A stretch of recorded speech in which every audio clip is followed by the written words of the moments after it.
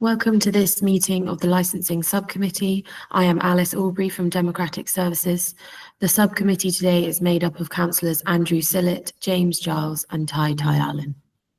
The first item of business is the appointment of a chair for the meeting. May I ask subcommittee members to nominate a chair? I would like to propose Councillor Sillett. Seconded. Thank you very much. That's agreed. Councillor Sillett is in the chair. Thank you. This meeting is being broadcast live, recorded, and will be made available on the Council's YouTube channel. The agenda is available on the Council's website by following the links Your Council, then Council Meeting Calendar, and you'll find this meeting on today's date. The quorum for this meeting is 3 members, and all will need to be present at all times. If any subcommittee member or legal advisor lose connection, we will pause to allow them to rejoin as soon as possible. To reduce feedback, could everyone mute their microphone when not speaking? After the subcommittee has heard the submission, I'll ask members if they have any questions on the submission. Members can also indicate that they wish to speak by using the chat function. Please don't use the chat function to ask questions of officers or members, and remember that all meeting participants on the video call will be able to see what's been entered in the chat. Please keep mobile phones in silent mode or switched off during the meeting.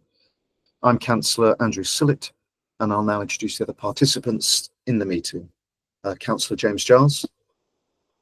Good morning. Good morning. Councillor Tai Allen.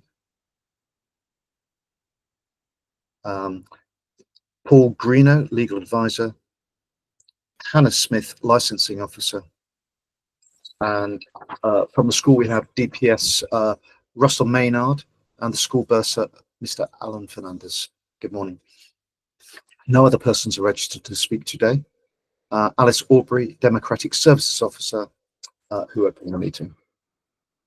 Does any member of the subcommittee have any pecuniary interest, non-registrable interest, or any other registrable interest to declare in relation to the application today?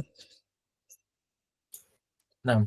Okay, that's a no. Can we confirm the minutes of the meetings held on the 20th of May 2025 as a correct record? Agreed. I will sign that at a later date. The parties have already been notified of the usual procedures for licensing hearings as set out on pages 3 to 5 of the agenda. Paragraph 57 on page 4 of the agenda pack deals with notification of the decision following the subcommittee's deliberations. This will firstly be confirmed by email later today, and full details and reasons will follow within 5 working days. Are there any objections to proceeding on the basis of those procedures? I see no objections, so we move on to the hearing. I now call on Hannah Smith, the Licensing Officer, to introduce the report on the application. Thank you, Chair. This application relating to Merrymount International School, George Road, Kingston upon Thames, KT2 7PE, was made on the 9th of April 2025 by Squire Patton Boggs UK LLP, acting as agent on behalf of Merrymount International School. The application seeks a new premises licence to authorise the following licensable activities: the sale of alcohol on the premises and regulated entertainment, filmed, plays, recorded music, live music, dance, and any other similar to that, every day from midday to 11 p.m. Relevant pages of the application form and a plan of the premises are attached on Annex 1. The proposed hours of operation are laid out on Annex 2. I can confirm that the applicant had advertised the application by way of notices displayed at the premises and in a local newspaper. The application was also made available on the Council's website. I can confirm that all responsible authorities received a copy of this application and no representations were received. In accordance with the Council's licensing policy, 52 addresses were consulted with in writing and informed of this application. 2 valid representations were received from other parties. These representations make references to matters that relate to the prevention of public nuisance licensing objective. Copies of these representations are attached on Annex 4. A map showing the approximate location of the premises is attached to Annex 5, with photographs attached on Annex 6. In considering this application, the subcommittee is required to take into account the Secretary of State's guidance issued under the Section 182 of the Licensing Act 2003 and its own statement of licensing policy. Relevant paragraphs are attached on Annex 7. If the application is granted to the applicant, has proposed a number of additional measures to promote these licensing objectives. These measures, which could be attached to a license of conditions, are laid out on Annex 3.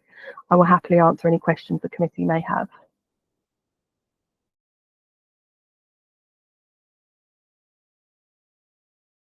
You're muted, Chair. Sorry. Say that again. Apologies. Does anybody have any questions for the officer? I don't, Chair. No, that was a very thorough report. Thank you. Okay. So I now call on Mr. Christopher. Oh no, he's not appearing, is he? I now call upon the applicant to give a summary of the application. Paragraph 47 on page 3 of the agenda pack deals with the length of time an applicant can speak. The applicant has up to 5 minutes to present his submission. Alice will advise you when you've got 1 minute left and when your time's up. So if you would like to make your submission. Yes, good morning to all the committee. I'm Alan Fernandez in the Burst at Marymount. I have been here long term. This license has come about, and Russell will talk in just a minute, our catering manager, about why it's come about. Because we're a school, we operate as a school, that's our main business, that's all we do. But there has been a change. You want to talk for the change? Yeah, so nothing has changed in terms of what we provide here across the year. But what has changed is the sense that we provide Prosecco and other alcoholic drinks at functions, and it's deemed a sale. Although no physical cash exchanges hands, Chartwell's as a company has deemed that as a sale, and therefore it was decided across the whole of Chartwell's and Compass that application for premises license would be the right way forward. That's pretty much a summary of the change from a company's perspective. But what we do on site remains exactly the same as it has been since I've been here for over 6 years. Thanks, Russell. So the school will continue operating as a school. I was reminded the other day that actually I did attend a committee meeting probably a couple of years ago when I actually supported with the residents because there's another license being issued in the local area. I've seen the objections to the license, and I can say clearly, you know, we're not responsible for any of those things in there. The local residents know that. I met with the residents from Lord Chancellor Walk. I've written twice to the residents from Warren Road, who I didn't get a response from. I've also met with Judy Kane, the co-chair of the Residents Association, Ian George and Rupert Cox, who came in to visit us. They understand exactly what we're doing. I mean, the main thing, as I said, there's no change in the number of events. There's no sound amplifications. Most of our events are school events. They are performances, you know, music recitals, those chamber concerts, those kind of things. The alcohol consumption is normally parents having a glass, and that's really it. Yes, we might have a dinner occasionally. We have applied what I've said to the residents, you know, because it looks like we're going for 11 o'clock every night with music. That's not the case. The last time we did that was about 4 years ago when we had our graduation ball on site. The last 4 years we've taken it off site, but that would finish at 11 o'clock. We do have 70 students on campus. We've got to think about them from their safeguarding first and foremost. We've also got 7 adults who look after them, and we've got 2 families with children under the age of 7. Now they've been here for some time, so they had babies as well too in the school. We just don't operate like that. We don't have loud music, outdoor parties. We've never had a fireworks display. We've got all our parking on site. And I think Councillor Ian and the local residents who came in to visit us were quite reassured by that. We've never had a resident call us to complain about noise. We don't want noise within the school as well too. Yeah, so to really summarise, we're just continuing as a school our normal operations of educating children in a residential setting. Having this license is in the best interest of the school because it protects our students from a safeguarding perspective, alcohol and controls from Russell and his team and campus group. And we also believe, we've been told, it protects the residents, because the license at the moment, well, we're just a school here. But like I said, we get no complaints. We behave as a school. We look after our neighbours, we're respectful, and we have families living on our site. So any noise would impact us, but we don't do that. And I think that's really summarised. Yeah, when I did present to the residents, I presented slides. We always said, thank you, Alice. The drink is normally a drink. It goes with food and our hospitality. It's not just drink. We looked at our scheduled events of the year. It's one slide is what we have as our whole events for the year, and that's really it. We're thinking about the welcome at the start of the year when families are coming in, the alumni reunion, a drama production. Families come in, have a glass, maybe a glass at the interval, and that's it. Confirmation, maybe we had graduation the other week. It's all on the lawns, it's during the day. In fact, most events take place probably between 12 and 6. That is our normal operating time for any hospitality with alcohol. And I think that's what I really have to say. So thank you for listening. Members, any questions to Mr. Fernandez or Maynard? Councillor Giles. Thank you. Yes.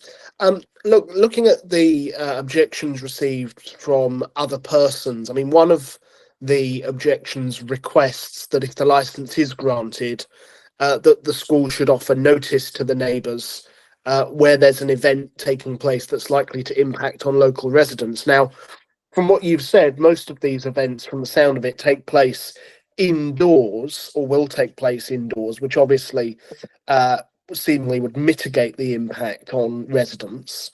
But would you be amenable to a condition that if an event was taking place outside, that notice be distributed to residents in, I don't know, a given radius? I think we're happy to work with the local residents on something like that. But, you know, in my time, there's never been a case where we have to have that much noise and impact on the local residents to actually correspond with them. Obviously, I do speak to the co-chairs of the local residents if they're having something like on a Saturday, like graduation. But again, there's no noise. The parking's all on site, and everyone's gone by 4 o'clock in the afternoon. But yeah, happy to work with the local residents, whatever's necessary, because we are residents as well too in this area. That's the other big point. We are residents. We have families. We've got students for living here. We can't have alcohol and public nuisance within our campus or in the local neighbourhood.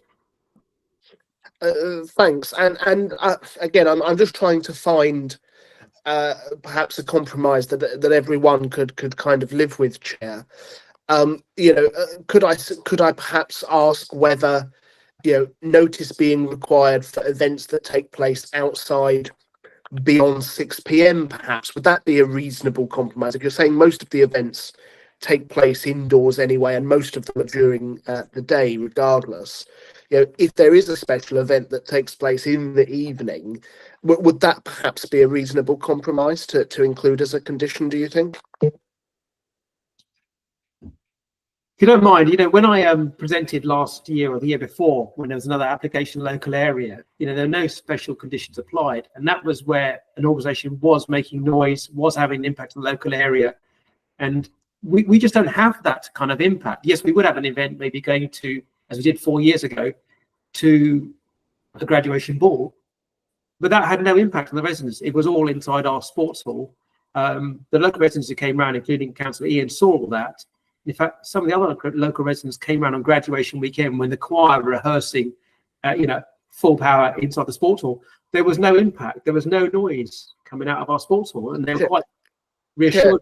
So sorry, if I may, sorry, I didn't sit on that committee a few years ago, so you'll have to forgive my ignorance of it. But from what I'm hearing, that event took place indoors anyway, which therefore I think the potential condition, if we were minded to agree, that I'm trying to tease out of you, I don't think would apply in those circumstances anyway. Just to be clear, what I'm asking if you would be satisfied with is if we were minded to agree a condition that if an event was taking place both in the evening after, say, 6 p.m. and outside, that then notice was delivered to residents within, I don't know, 150-metre, 100-metre radius, whatever the radius is. I don't think that would be very many homes in Coombe Hill. And the example that you've just given, with respect, through you, Chair, I don't think would have applied anyway to what I'm suggesting. I mean, if you would like to work on something like that, we're happy to work with you all. I'm trying to think of what we would have that would be any kind of impact on the residents if it was going on outdoors. Because from a catering perspective, it's not about the alcohol, it's also about the food as well too. So that's all done within the dining hall. We don't really go outside to celebrate, have parties, have anything loud. But you know, if we were to, then yes, we're happy to work. Maybe the timing should be about 8 o'clock rather than 6 o'clock, because we could still have sports events going on as we do until 7, 8 o'clock. But this is of course talking occasionally. You know, we have governors' dinners, sometimes we might have them outside on the patio, and that might go to 9 p.m. But we're talking about 12 people within a very small setting, rather than sit in the dining hall, they sit outdoors. As long as you can tell me, you know, there might be a limit on the, you know, are we going to have 150 guests or something with amplified music? Then yes. This is what I'm trying to tease out of the applicant, Chair, because obviously after this hearing we're going to go and make a decision, and if we're minded to agree, then we'll impose a set of conditions. So obviously they're entirely within our gift, but what I'm just trying to tease out, it's the last time I'll labour this point, Chair, because I know that there are others who wish to speak, is what is it the applicant wants? I mean, I appreciate the applicant saying that they want to work with us on this, but without wishing to put them on the spot, the time to do so is now, because if we're minded to agree, we're about to impose some conditions. So I'm hearing potentially a condition being amplified music. I'm hearing 8 p.m. rather than 6 p.m. being their preference. If there are any others that they think would be appropriate from their perspective, I'd invite them to maybe come forward now.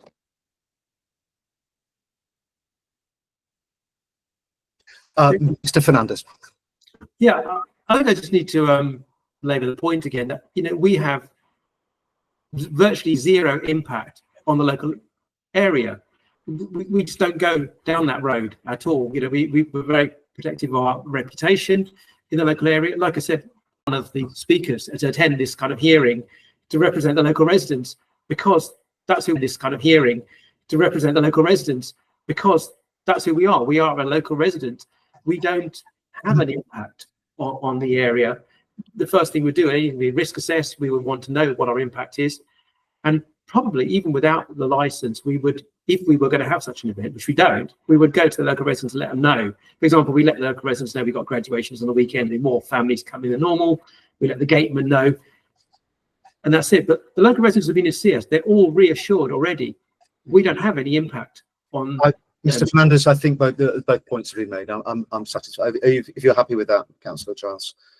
Councillor Taylor, you've got a question. Ty, you're on mute. Thank you, Chair. Yeah, it's good to hear that there's no impact. And you mentioned the parking is all within the premises.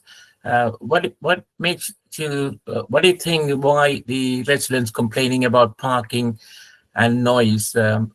Particularly the function is inside and all the parking is inside as well. Is there any particular reason? Was there any incidents in the past which that they complained about? Mr. Fernandez. Yes, Chair. Can I mention other organisations in the area? Alice, I see no problems. Okay, so Okay. we are centre between Coombe Lane West, Warren Road, George Road.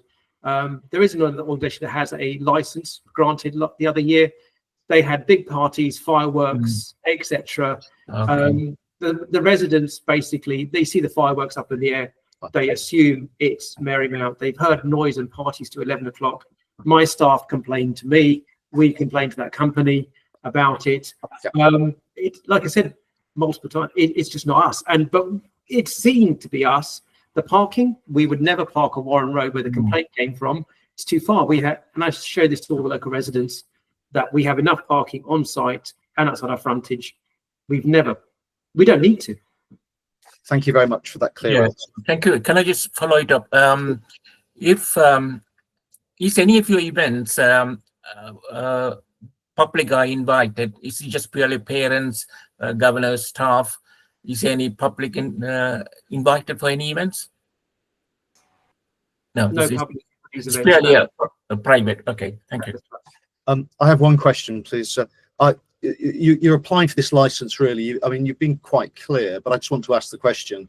Once you've got this license, you're not planning to hire out your premises for other people to be able to use and hold events in the evening. This is purely for the school.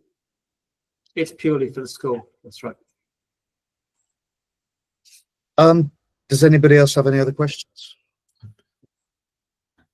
Mr. Greeno. I'm just wondering if I can, sorry, mouse is playing up.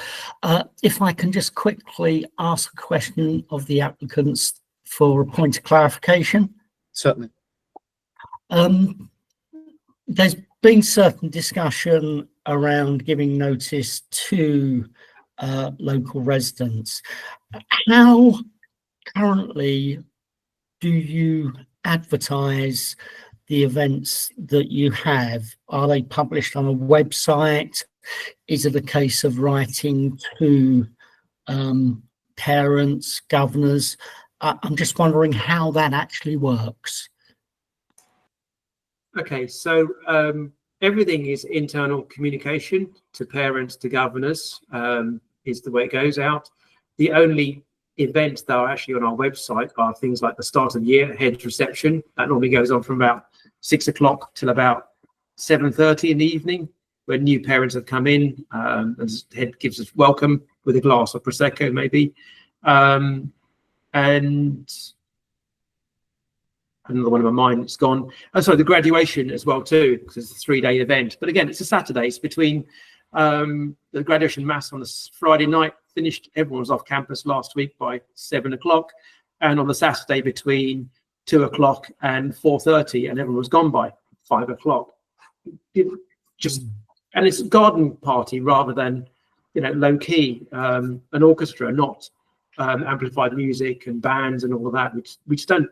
It's not our school. Thank you very much. Does anybody else have any other questions? No.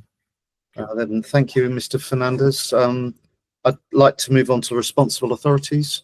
There are no representations received from responsible authorities. Other persons, as set out in the report, there were 2 valid representations from other persons. The representations make reference to matters that relate to the prevention of public nuisance, licensing objectives. Copies of the representations are attached to the agenda in Annex 4. No other persons registered to speak. So thank you. We'll move on to closing statements. Would the applicant like to make a closing statement? Mr. Fernandez. In summary, in relation to those representation residents, we've tried to address them. We're not responsible for any of the things that have happened that they mentioned, and we've provided reassurance to half of them and the local residents about that. As Mr. Maynard said, nothing's changing. It's just the way we operate as a school. That's our intention. All alcohol is served with food as well too. It's not just about alcohol, it's always about the food. A glass is a courtesy more than anything else that we do here. We continue to operate as a school, and we have, like I said, 70 students. We've got families of young children here. That is our main priority. We can't see them ever looking at public nuisance, people been drinking, and we've got to protect them. And that is from a sensible hour, like probably about 7:30, 8:30 in the evening. That's our main principle. We hope that the license will allow us to operate legally, but also provide reassurance to the local residents that they can complain against it if they need to. I don't believe there'll ever be a case, because that's not our intention. We work very hard on our reputation. I work with the local residents regularly. I've represented the local residents in cases like this because they trust us, because that's who we are, and we don't have that impact. So that's where I am. Thank you. Thank you very much. Now, thank you all for attending. The subcommittee is now going to withdraw to make its decision. The decision will be confirmed to all parties by email, and the full decision notice with reasons will be sent to all parties within 5 working days. May I suggest that subcommittee members actually reconvene now in the decision room? Councillor Giles, are you okay with that? Yeah. Thank you very much. That's the end of the hearing. Thank you. Thank you, Chair. Thanks everyone for attending.